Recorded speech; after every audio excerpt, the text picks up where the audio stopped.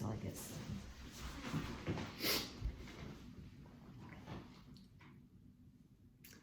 So here we are at the end of Lent and the start of Holy Week, only 1 week away from Easter.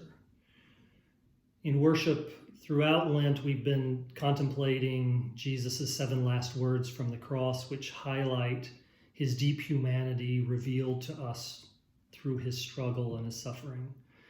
That great ordeal that we call the Passion was for Jesus one long, brutal experience of being separated, isolated, torn asunder from all he knew and loved. The isolation began actually with fanfare and fame. One of the ways we humans, especially in the age of mass media and pop culture, separate out some people is by lifting them up as celebrity, as superstar, as hero. We place them on a pedestal erected by our own desires for greatness and glory and triumph. They become the subject of our attention and admiration and fantasy and obsession, not because of who they are in reality, but for what they represent for us, a caricature of success or victory or power or dominance or mastery. They are the subjects of our fantasy world rather than real people in the real world. Jesus had no illusions about this dynamic at work in his own time. Though there was no TV or Facebook or Twitter, his fame grew by word of mouth dramatically in and around Roman-occupied Palestine. Throughout the Gospel of Mark, if you'll remember, we witness him trying to manage his own fame. "Don't go running around telling everyone about me," he would say. "Keep this healing quiet, please. Don't say anything about that miracle." He knew how quickly his presence and purpose would be co-opted by others' quest for control and power. His triumphal entry into Jerusalem was that we celebrate here on Palm Sunday, was the reaching of a fevered pitch of this very dynamic. The waving of palm branches, the shouting of hosannas, the ecstatic excitement around him being finally the Messiah come, the Savior of their lives. Jesus was lifted up so high on that pedestal to dizzying heights of expectation, and he knew for certain that when those expectations were burst by the reality of where he was going and what he was going to do, that they would turn fast from adoration to repugnance, and fast they did turn. His followers and disciples had had a few years of coming to know how thoroughly he would likely dash expectations. So they too probably felt waves of trepidation or of disquiet as they entered Jerusalem with Jesus. And at least for a while, as the streets were thronged with excited and pressing crowds of adoring spectators, Jesus, along with his friends, remained sober together in their knowledge of what was coming. But even that solidarity did not last long for Jesus as they too, his friends, began to fall away. One of his closest betrayed him to the authorities with a kiss for a handful of coins, and another, the one upon whom he promised to build his community, the church, that one denied him once, and then again, and again, 3 times over. So it wasn't long before he was isolated from the crowds and then torn asunder from his closest companions, at which point he was brought before the worldly powers, specifically that power known as Pontius Pilate, the Roman prefect of Judea. Assuming Jesus needed a public stripping of his pride and power and privilege, Pilate did 2 things that corrupt political power across the ages and across continents are apt to do.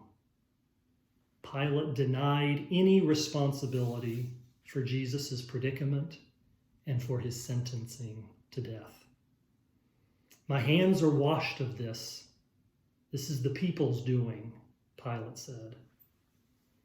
And then Pilate denied that there was any objective truth. What is truth? He denied there was any truth for anyone to stand on against him. He made that claim in one of the great moments of irony in human history. Right there, he made that claim while the truth stood before him in human form. So separated from the body politic and from the community he had created, and then affixed to a wooden tree, he was raised up to be separated from the earth.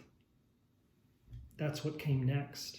A separation that meant, as anyone would know who had witnessed Roman crucifixions, the weight of the body eventually hindered one's capacity to breathe. A very microcosm of what happens eventually when we separate ourselves from the earth herself, who gives us our very breath. We lose our capacity to breathe. And then if this was not enough, the final separation, the ultimate sense of isolation there from the cross. Jesus feels a sense of desolation in being torn asunder from the God of his life. My God, he says, why have you forsaken me?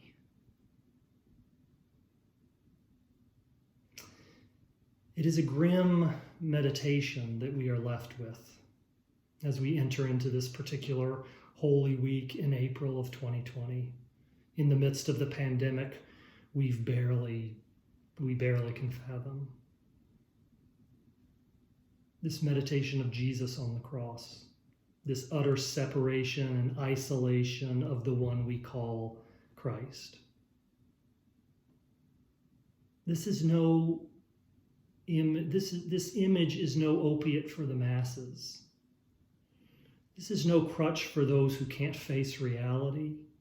This faith offers no easy comfort or simple pie-in-the-sky answers.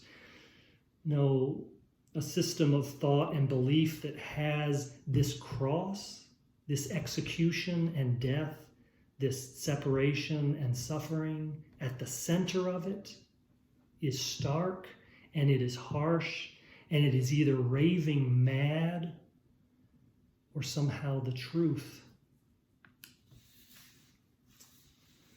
While there might be those who take issue with Christian theological claims and those who challenge how well Christians have followed Jesus, and while there might be many who take issue with simplistic notions of a magical God and heaven and hell and all that jazz,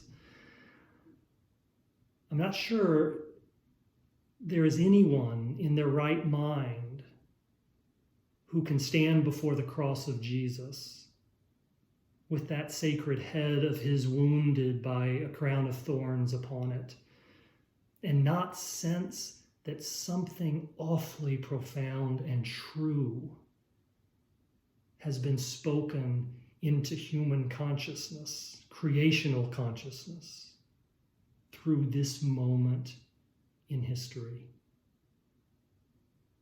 I'm not saying that those of us responsible for trying to articulate what that word actually was get it right all the time, or even very often, but that the word of truth was revealed to the human race in the human psyche through that moment. That seems incontrovertible to me.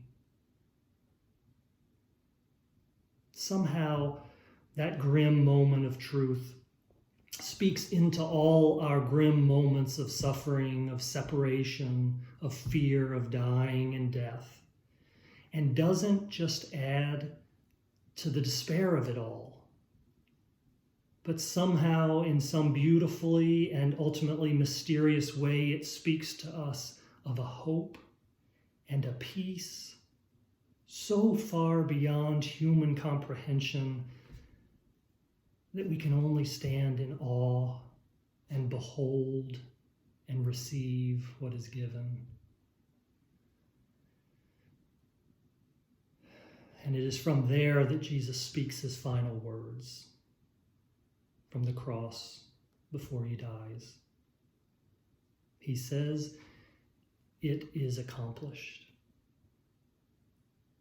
And with all his struggling effort to take his next and final breath, he releases it with the words, "Into your hands, Father, I commend my spirit."